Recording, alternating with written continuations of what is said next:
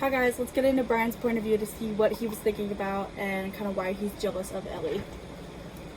Whenever I got on the bus, Ellie was in Nicole's seat. Nicole no longer looked like she was absolutely annoyed at Ellie. Instead, she seemed to be listening. Oh, we're not off to a good start. I wasn't exactly jealous. Maybe a little, but I was also hurt. I knew I had no reason to be jealous. Nicole could be friends with both of us, but something was weird about Ellie. Something I didn't care for. Maybe I was taking Elle's words to heart, but he didn't warn me that Ellie was attention-seeking and would steal people's friends. Oh my god, Bryan. That's disappointing.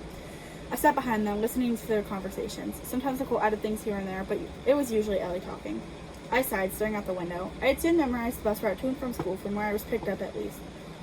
I read more books than I usually did. I had so much extra time now. Oh, it kind of breaks my heart. It breaks my heart. I called Nicole. Her mom would answer, telling her I'd called before Nicole said she'd call me back later, but she never did. I would wait, asking Mom if she even got a text. I'd go to sleep upset, my stomach feeling horrible because I knew Nicole didn't want to call me. I knew it was coming from Ellie. Ellie didn't want me there either, so I couldn't be upset that I didn't care for her. That's fair. Bryan did hear Ellie say that we don't want him here, and I mean, the only him really in Nicole's life at school is Bryan, so I can kind of see where he would feel like that Ellie's already out to get him. I'm sorry. Now you can flop around. If you just sit over that way, you can just flop around and do whatever you want. And you don't have to worry about me.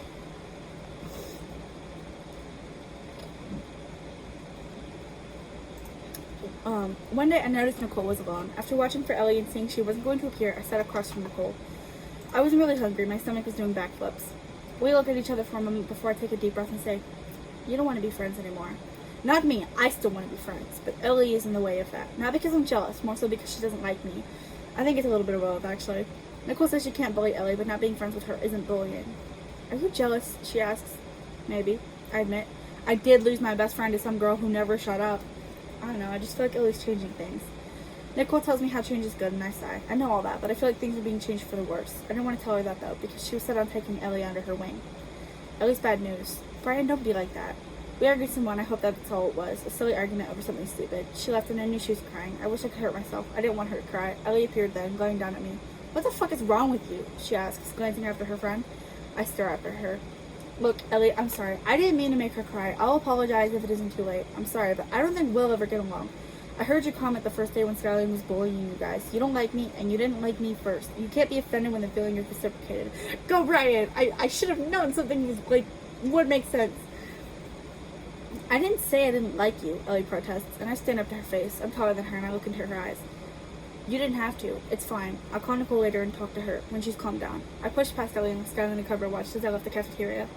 I heard Ellie's footsteps, but she went into the bathroom. I wondered if Nicole was in there, and I thought about turning around and going in so I could comfort her and apologize. I didn't want Nicole to cry. I honestly didn't think she would.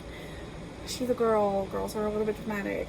I go to the library, sitting down and sighing. I put on my book, reading for the remainder of the period and walking to class when the bell rang. I spotted Nicole in history and she looked sad. We had assigned seats and Nicole was a few desks away ahead of me. I thought about writing her note and passing it for her, but we get in trouble, and I'm sure some kids would have read it before passing it around. Nicole didn't look at me. Instead, she walked out of the classroom with Ellie. Ouch, no room for apologies. When I got home, I told Mom about what had happened, and she said I should give Ellie a chance. "But Mom," I protest, "she didn't like me first. She still doesn't." "Okay, then kill her with kindness." "That's not going to work," I say. I sigh. I just wish I could tell Nicole how I feel. It didn't help that Ellie sat in my spot, making it impossible to have that intimate conversation with Nicole. It's not very intimate. It's not the right choice of word, but I guess when you're a middle schooler and you're expanding your vocabulary and you want to use your big fancy words, that would make sense.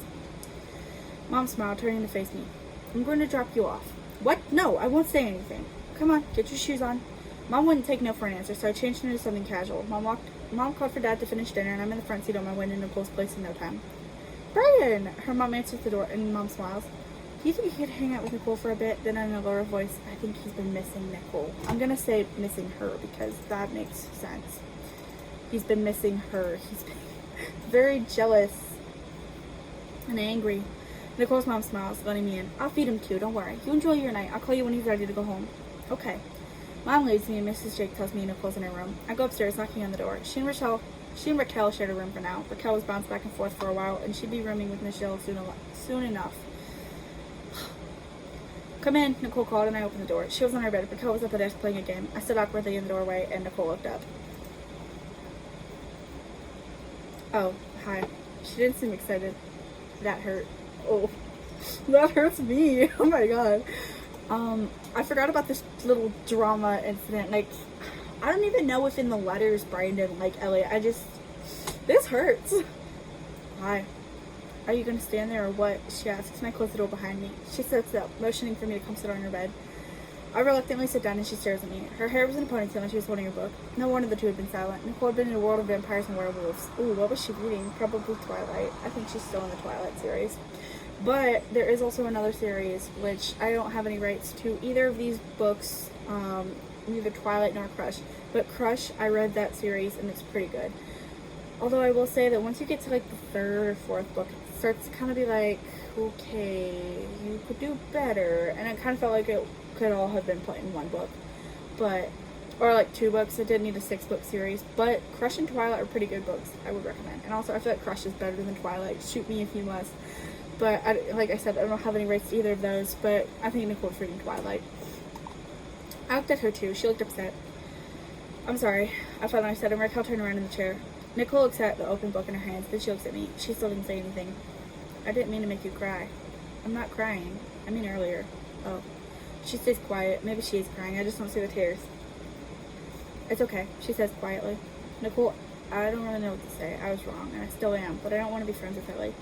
She doesn't want to be my friend either. Remember when she yelled that she didn't want me sitting there? Well, you both wanted it, but I knew she wasn't speaking on your behalf.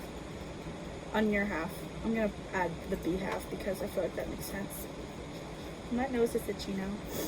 I'm just a problematic person sometimes. And I just accidentally underlined it.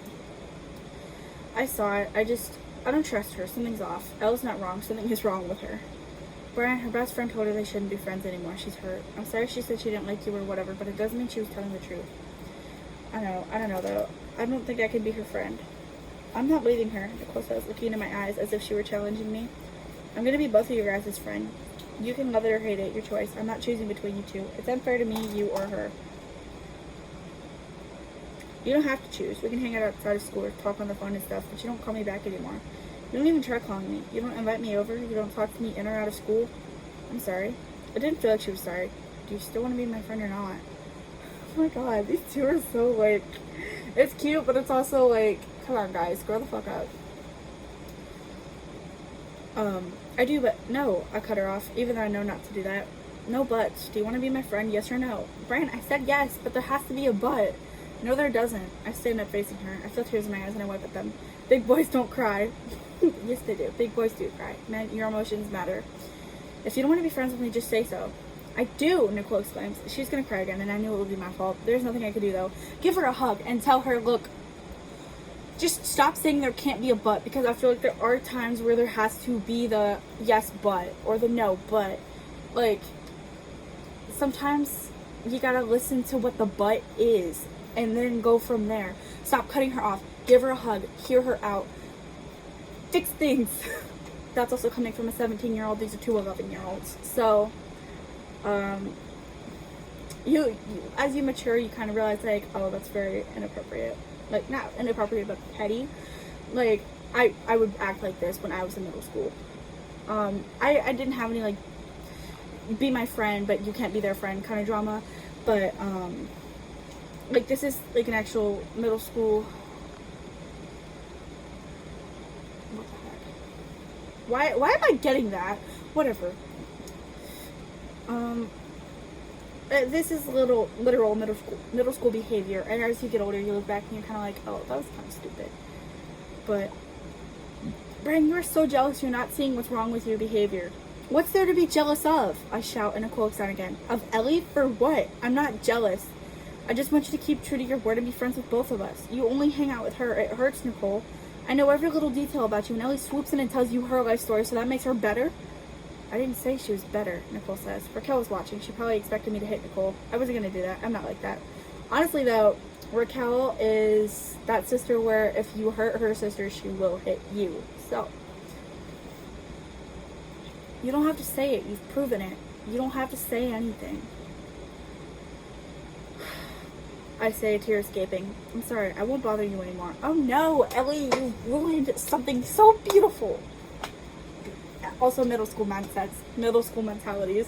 You guys, Ellie, just get out of the picture. You're a pick-me, nobody likes you. Not you, Ellie. You know who you are. You're not. But this one is ruining stuff. Nicole pulls her knees up to her, hugging herself, while Raquel sits next to her, hugging her. I felt bad, but I was being led on. No, you're not. Miss Jake, can my mom come pick me up now, please? Oh, honey, what happened? I can call her, but we were just about to eat. Nicole and I probably aren't friends anymore. Oh my god. Now we're fishing for sympathy. Nicole doesn't want to be my friend anymore, so I want to go home. Nicole's dad looked over at his wife, and he looked upset. That's okay, honey. Here, call your mom, and if she can't pick you up, I'll drop you off, okay? I know, taking your phone and calling mom. I went outside, sitting on the front porch. I watched Ellie moving on. Mom answered. Hey, what's up? Mom, it's me, I whisper, and then I have to try not to cry. Can you come pick me up? Of course, I'm getting in the car now. What's wrong? Nicole and I aren't friends anymore. She chose Ellie. Oh, no. It's so accurate, though. This is what middle schoolers think and how they think, and I'm really proud of the mindset and how immature and stupid it is. And it makes me want to, like, go back and edit it to make them sound more mature, but then at the same time, I know that this is actually how middle schoolers think. This is the mindset that they're supposed to have. So me, with an almost adult mindset, kind of looking back on this, I wrote this perfectly, because now I know, like, that's not mature. I'm pretty sure I knew that when I was writing it, but, like, that's not mature. It's not even real. Like, I feel like your mindset when you're, like, middle school is just dumb. You kind of just forget everything, all that drama and stuff you have. And I think that's also part of maturing, is that you just forget all of the drama and the problems and the chaos and the jealousy and all that dumb stuff that you worry about in middle school. It doesn't matter as you get older. It doesn't matter that you didn't like this kid or that kid or that kid. And it kind of matters a little bit in high school in certain scenarios. But then it's like, as you get older, you just start to realize, like, who cares what they think? I'm never going to see them again. I'm never going to have to sit through 5 classes with them again. Like, you're never going to see these people again, so the drama doesn't matter, and you kind of mature out of it, and you don't care anymore. But when you're in middle school, and you're in 6th grade, and your best friend meets a new friend, you're just jealous, I guess. I don't know. I don't consider myself to be a very jealous person. I don't think I've ever really been jealous of anything, really. I mean, unless you have millions of dollars, then maybe I'll be a little bit jealous, but I've never worried about having a friend and somebody else being friends with that friend and then taking them from me. Like, I've always been like, okay, we can have more friends. But I do see how it becomes a problem if you have a friend and then they just stop talking to you for another person, and then it's kind of like, well, do you want to be my friend too or no? Because, like, you don't have to pick and choose, but, like, if you want to be friends with both of us, you got to put in effort with both of us. So I get that part, but at the same time, this is all just petty drama and really kind of upsetting, but this is Brian's mom speaking once more. Honey, she shouldn't have had to choose. She didn't. She wanted to. Bryan, she did. Alright, well, I'm on my way. We'll talk about it on the way home, okay? Okay, I'll see you soon. I love you. Bye. I hang up, taking Miss Jake her phone back. She's sitting at the table and she's mad at me. Mom's on her way. I'll wait for her outside. Bryan, Miss Jake came around the table and she hugged me. I'm sorry. Things will work out in the end. I hope. I sat on their porch swing, allowing the tears to come out. I was silent, though. I didn't want someone coming outside to ask what's wrong. The door opened and Nicole turned to me. I stood up, looking over her. She spread her arms and I hugged her. I hugged her tight. Her body fit with mine and I held her even tighter. I knew she was crying too. Is this our unspoken agreement that we're no longer friends? Oh, no. This is the agreement that you guys are going to give each other another chance. You guys are friends. You have to be. This is making me mad. Now I know how my parents and people felt when middle school me was, like, super dramatic and upset about everything. Now I know how it felt, because it's like, stop. It's not that big of a deal. Just stop. Makes me want to just grab him and shake him. Give him rattle his brains around a little bit, because clearly something's going on up there. I don't hate him. He's still my favorite character.